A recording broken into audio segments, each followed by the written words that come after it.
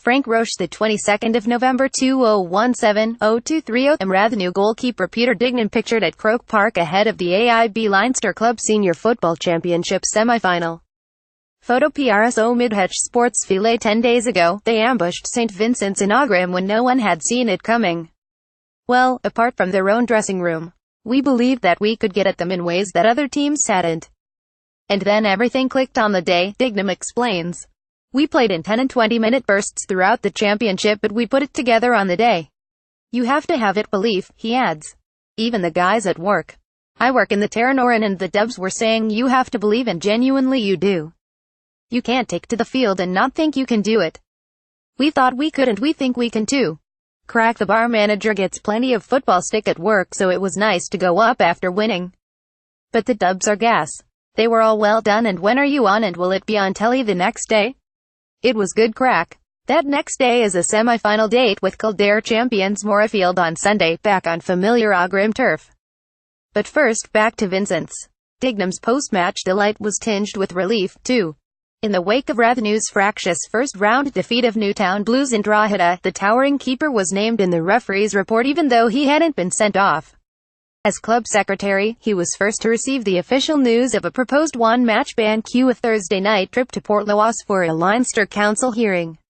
It was a bit of a rollercoaster week, he recounts. I went down to the hearings and they cleared it up, a bit of a mistake and they withdrew it. I missed a week of the build-up, the Tuesday and the Thursday, got the word on the Friday and, of course, delighted then. At 37, it's the biggest game of my career. Moorefield will be another massive game, but to play against the Dublin champions, you want to play against Vincents, the best team in the country, let's say. So I'd have been gutted if I missed it. 16 years have passed since Rathnew's standout success, their one Leinster SFC title at the expense of another Dublin heavyweight, Fianna. Dignam was sub-keeper for that final replay, understudy to Tommy Murphy, a role he would fill for 4 years at least.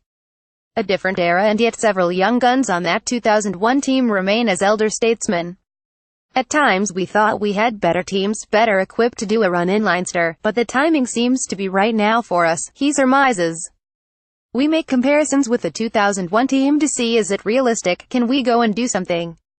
But we haven't done anything. We didn't win any medals, we put in a really good performance and won a match. It's definitely nice to be in the hunt, but everybody is in the hunt and it gets tougher now. We've played Lomans and Moorefield before, I'm sure they think they can win it as well. To underline that point, even at home, they are 74 underdogs against Moorefield. There are probably 2 or 3 teams there better equipped, squad-wise and facilities-wise. We're in and we'll give it 100%, he stresses. There is, of course, one king-sized complication. Sister club Glenealy have simultaneously qualified for a Leinster IHC final, against Ballyragget in Nowlan Park, on Saturday week. And 5 players, brothers Leighton and Enan Glynn, Danny Staunton, John Manley and Warren Kavanagh, are pivotal to both. We have 5 lads involved with the hurling and they're in the intermediate final, so we're pulled a bit and stretched. We definitely won't be lacking anything in desire, but we could do with another week, he admits. One thing's for sure, in the search for semi-final inspiration, Rathnew will look to themselves rather than Fortress Aughrim. He dismissed the venue's fearsome reputation as an urban legend now amplified by their victory over Vincents, but he warns, we lost to Moorefield there in 2014 and lost to Lomans there in 2015, well beaten. Aughrim is as good as any sod, the facilities are as good and the Wicklow people are as warm and as welcoming as any. So there is nobody leaving the doors open and making it uncomfortable for people. It is a little off the beaten track and maybe that adds to it, but Aughrim Village is a beautiful place.